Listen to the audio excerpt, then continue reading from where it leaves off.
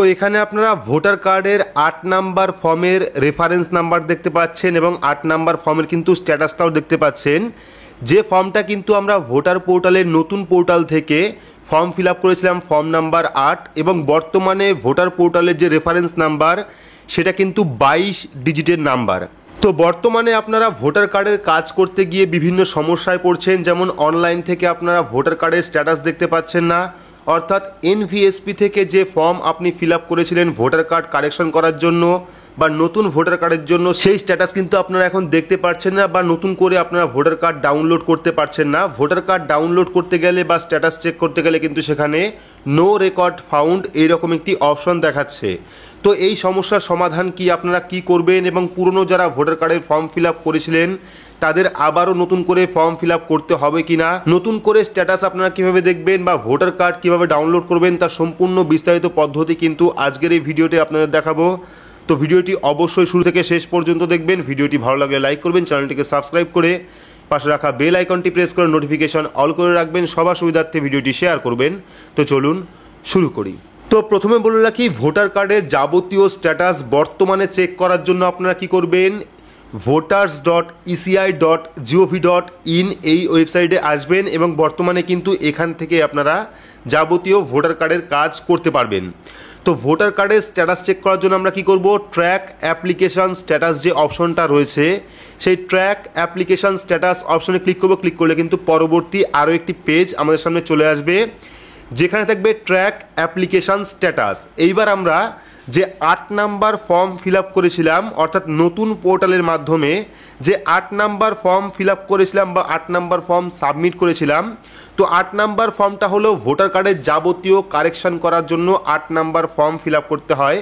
তো আমরা এখানে কি করব, 8 নাম্বার যে ফর্ম সেই ফর্মের রেফারেন্স নাম্বার দিয়ে দেব। রেফারেন্স নাম্বার দেওয়ার পর এখান থেকে স্টেট অর্থাৎ রাজ্য সিলেক্ট করব। সিলেক্ট করার পর সাবমিট অপশনে ক্লিক করলেই কিন্তু আমাদের স্ট্যাটাসটা এখানে চলে আসবে। তো এখানে আপনারা দেখতে পাচ্ছেন নতুন যে ফর্ম সাবমিট নাম্বার অর্থাৎ রেফারেন্স নাম্বার সেটা কিন্তু টোটাল 22 ডিজিটের একটি নাম্বার, আর আগের যে এনভিএসপি পোর্টালের রেফারেন্স নাম্বার ছিল সেটা কিন্তু 12 ডিজিটের নাম্বার। তো এখানে আপনারা পার্থক্য বুঝতে পারছেন, নতুন পোর্টালের মাধ্যমে যখন আপনারা ফর্ম সাবমিট করবেন সেই ফর্মের রেফারেন্স নাম্বার থাকবে টোটাল 22 ডিজিটের। তো আমরা কিন্তু এখানে রেফারেন্স নাম্বার দিয়েছি, ওয়েস্ট বেঙ্গল সিলেক্ট করেছি। সিলেক্ট করার পর সাবমিট অপশনে ক্লিক করলেই কিন্তু আমাদের সামনে সেই স্ট্যাটাসটা চলে আসবে, অর্থাৎ আমরা যে নতুন পোর্টালের মাধ্যমে 8 নাম্বার ফর্ম সাবমিট করেছিলাম সেই স্ট্যাটাসটা কিন্তু চলে আসবে। দেখতে পাচ্ছেন প্রথমে চলে এসেছে সিরিয়াল নাম্বার, তারপর রেফারেন্স নাম্বার, টোটাল 22 ডিজিটের সিরিয়াল নাম্বার চলে এসেছে, রেফারেন্স নাম্বার চলে এসেছে, তারপর স্টেট ওয়েস্ট বেঙ্গল, অ্যাসেম্বলি চলে এসেছে, এখানে ফার্স্ট নেম চলে এসেছে, লাস্ট নেম চলে এসেছে, ফর্ম টাইপ দেখতে পাচ্ছেন ফর্ম নাম্বার 8 এবং সাবমিশন ডেট, অর্থাৎ এই ফর্মটা আমরা সাবমিট করেছিলাম 8/6/2023-এ, আজকে কিন্তু 8/6/2023। তো আজকেই কিন্তু আমরা এই ফর্মটি সাবমিট করেছিলাম। ডেট দেখতে পাচ্ছেন 8/6/2023। এখানে দেখতে পাচ্ছেন কারেন্ট স্ট্যাটাস কী রয়েছে, সাবমিটেড, অর্থাৎ ফর্মটা কিন্তু সাবমিটেড হয়ে গেছে।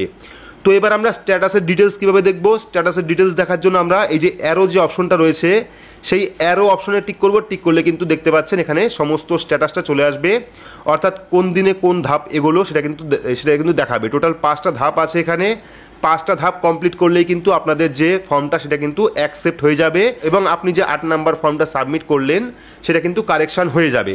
আবারও বলে রাখছি, নতুন যে ভোটার পোর্টাল সেখান থেকে আপনারা ফর্ম সাবমিট করলে কিন্তু 22 ডিজিটের নাম্বার পাবেন, অর্থাৎ রেফারেন্স নাম্বার পাবেন। দেখতে পাচ্ছেন 22 ডিজিটের রেফারেন্স নাম্বার।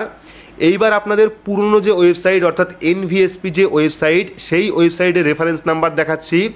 দেখতে পাচ্ছেন পুরনো যে এনভিএসপির প্রোফাইল, এটা আমাদের পুরনো এনভিএসপির প্রোফাইল, সেখানে কিন্তু ফর্ম রেফারেন্স নাম্বার টোটাল 12 ডিজিটের নাম্বার।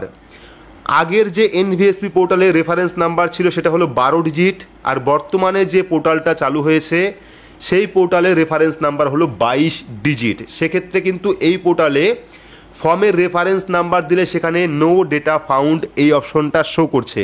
তো আমরা এখান থেকে কি করব, এখান থেকে যে আগের যে ফর্ম অর্থাৎ আগের যে ওয়েবসাইট তার একটা রেফারেন্স নাম্বার এখান থেকে আমরা তুলে নেব। তুলে নেওয়ার পর এখান থেকে আমরা স্ট্যাটাসটা চেক করব। তো এখান থেকে আমরা যে কোনো একটি ফর্মের যেটা অ্যাকসেপ্টেড হয়ে আছে বা সাবমিটেড হয়ে আছে সেই ফর্মের একটা রেফারেন্স নাম্বার নিয়ে নিচ্ছি। তো এই যে প্রথম যে রেফারেন্স নাম্বারটা সেটা আমরা এখান থেকে নিয়ে নেব। তো এখানে কিন্তু আমরা পুরনো যে এনভিএসপি পোর্টালের রেফারেন্স নাম্বার সেই রেফারেন্স নাম্বার দিয়েছি, অর্থাৎ আগে যারা পুরনো ফর্ম সাবমিট করেছিল এনভিএসপি পোর্টাল থেকে সেই রেফারেন্স নাম্বার দিয়েছি। তারপর স্টেট এখান থেকে ওয়েস্ট বেঙ্গল আমরা সিলেক্ট করে নেব, স্টেট এখান থেকে আমরা ওয়েস্ট বেঙ্গল সিলেক্ট করলাম। সিলেক্ট করার পর সাবমিট অপশনে ক্লিক করলে দেখতে পাচ্ছেন এখানে এরর মেসেজ শো করছে, নো সার্চ রেকর্ড ফাউন্ড দেখাচ্ছে, অর্থাৎ এই যে রেফারেন্স নাম্বার সেটা কিন্তু এখানে কোনো রকম স্ট্যাটাস দেখাচ্ছে না। তো এইবার আপনারা কি করবেন, কয়েকদিন ওয়েট করবেন। কয়েকদিন ওয়েট করার পরে দেখবেন যদি আপনারা এখান থেকে পুরনো যে রেফারেন্স নাম্বার সেই রেফারেন্স নাম্বার দিয়ে স্ট্যাটাস দেখতে পান, সেক্ষেত্রে কিন্তু হতে পারে দেখতে পারেন, কারণ এখনও পর্যন্ত এই পোর্টালটা কিন্তু ফুললি এখনও পর্যন্ত আপডেট হয়নি। যেহেতু নতুন পোর্টাল সেক্ষেত্রে নানান ধরনের সমস্যা থাকতে পারে। এখান থেকে আপনারা এপিক কার্ড ডাউনলোড করতে পারছেন না, সেটাও কিন্তু তার একটা কারণ এখানে যদি আপনারা এপিক কার্ড নাম্বার দেন, দেখতে পাচ্ছেন এপিক কার্ড নাম্বার দিলাম। তারপর এখান থেকে স্টেট আমরা সিলেক্ট করলাম, সিলেক্ট করার পর সার্চ অপশনে ক্লিক করলে কিন্তু এখানেও নো রেকর্ড ফাউন্ড দেখাচ্ছে, বলছে এখান থেকে আপনাদের এই পোর্টাল থেকে 8 নাম্বার ফর্ম সাবমিট করতে হবে। অর্থাৎ এই যে নতুন পোর্টাল, এই নতুন পোর্টাল থেকে 8 নাম্বার ফর্ম সাবমিট করলে, 8 নাম্বার ফর্ম অ্যাকসেপ্ট হলে তারপরেই কিন্তু আপনারা এখান থেকে ভোটার কার্ড ডাউনলোড করতে পারবেন বা যাবতীয় কাজ করতে পারবেন।